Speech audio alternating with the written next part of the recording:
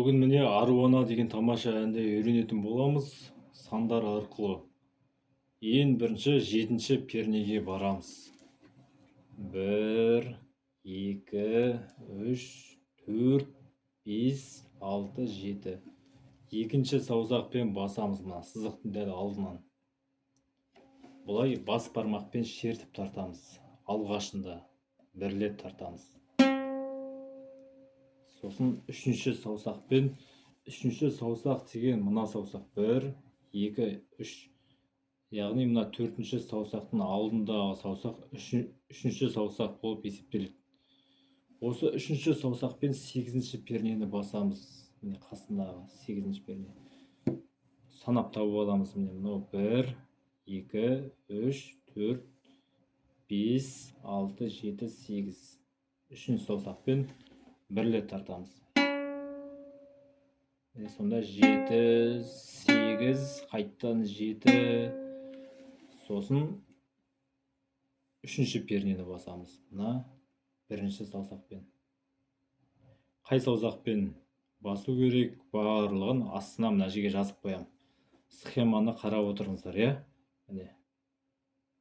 Сұқ саусақпен мына үшінші пернені сызықтың дәл алдынан саусақтың ұшымен басамыз. Бірлеп тартамыз тек. Сонда барлығын қосамыз. 7, 8, 7, 3.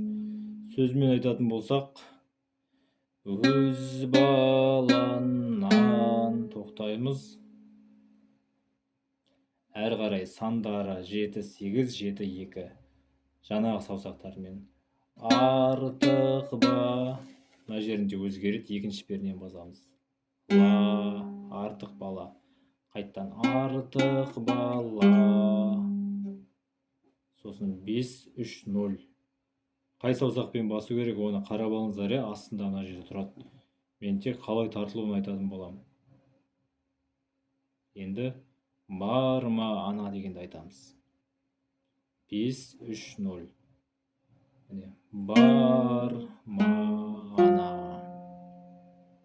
Буынға бөліміз сонда. Бар ма ана. Басынан бастайық. Өз ба. Міне мұқият қараңыздар, иә? Түсінбей қалмаңыздар. Өз баланнан артық бала. Екінші пернен бастым. Енді 5, 3, 0. Бар ма ана. 0 деген яғни ешқандай перне баспаймыз. Әр қарай мәз боласын, дәл сол сандар, тек сөзі өзгереді. Мәз боласын, жарай қалсам, шаруана. Тек сонында 5, 3, 0-дің орнына 3, 5, 7 деген сандар қолданылады. Шаруана деген сөзге міне. Ша, буынға бөлеміз, сосын руа, 5-ші перне, сосын 7-ші перне на. Бұлай бас бармақпен бірлеп тартып отырамыз. Яғни бір сан тұрса, бірлеп тартасыздар.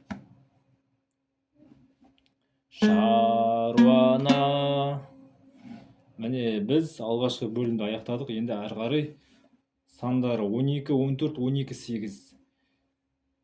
Теңізді де қай саусақпен басу керек қараңыздар, иә? Міне екінші саусақ, төртінші саусақ, қайттан 2, сосын 1.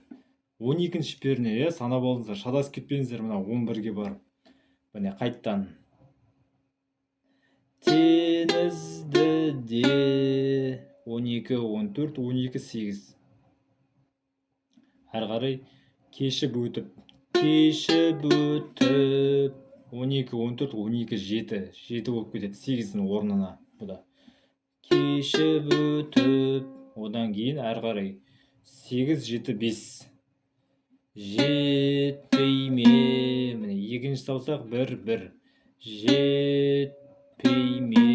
Сәл тоқтаймыз. Әр қарай қайталанып кете береді. Жан ботасын сағынғанда. Басындағы сандар ғой. Аруана. Буынға жақсылап бөліңіздер, иә? Аруана. Мен мына жерге астына шығарып қоямын. Соны қарап алыңыздар, иә, схеманы. Ол әдісті жақсылап түсініп алсаңыздар, өздеріңіз қағазға қарап тарта бересіздер.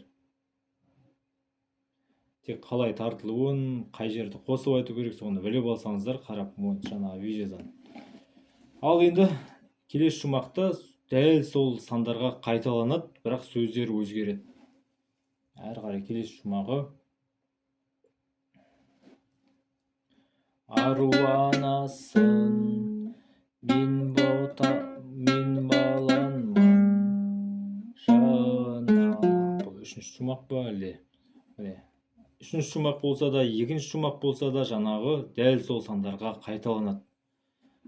Ару анасын мен ботанмын жан ана, сенсіз менің бақ жұлдызым жанама. Дәл сол сандар, тек буынға бөлесіздер ғой. Сенсіз менің айым туып алдымнан, атым шауып бас бәйгені алама. Үшінші шумақ кішкене есімнен шығып тұр. Міне, жалпы осылай. Бұл үшінші шумақ па әлде екінші шумақ?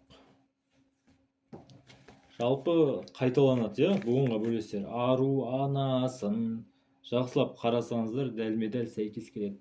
Мен ботанмын жан ана, сенсіз менің бақ жұлдызым жанама, сенсіз менің айым туып алдымнан, атым шауып бас бәйгені алама.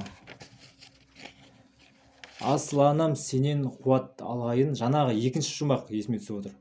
Енді үшінші шумақ. Асыл анам сенен қуат алайын, алдым сенен атар таңның арайын.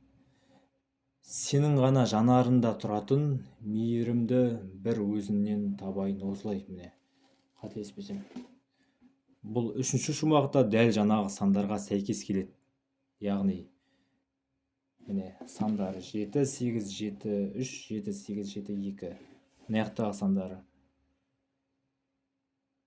Мына жерде қайттан айтайын, 7, 8, 7, 3, 7, 8, 7, 2, сосын 5, 3, 0. Сосын тағы қайталау 7, 8, 7, 3, 7, 8, 7, 2, 3, 7, 5. Өзгереді, соны байқаңыздар. Сосын мына жерінде 12, 14, 12, 8, сосын қайттан 12, 14, 12, 7, 8, 7, 5. Сосын басын қайттан қайталайды. Түсінікті болды деп ойлаймын. Кім қанша уақытта үйренді, қанша минутта үйренді, 1 сағатта ма, 2 сағатта ма, соны комментарийге жазып жіберіңіздер. Келесі сабақта да басқа адамдардың да үйренуіне септіктеріңізді тигізіңіздер, иә. Мысалы, мына уақытта үйрендім деп, 10 минутта үйрендім деп. Сосын басқа адамдар қызығып үйреніп алатын болады. Солай жарысып үйренейік. Ал енді келесі сабақта басқа әнді шығаруға тырысам. Осы Ару ана әнін жақсылап үйреніп алыңыздар, иә. Ал баршаңызға сәттілік.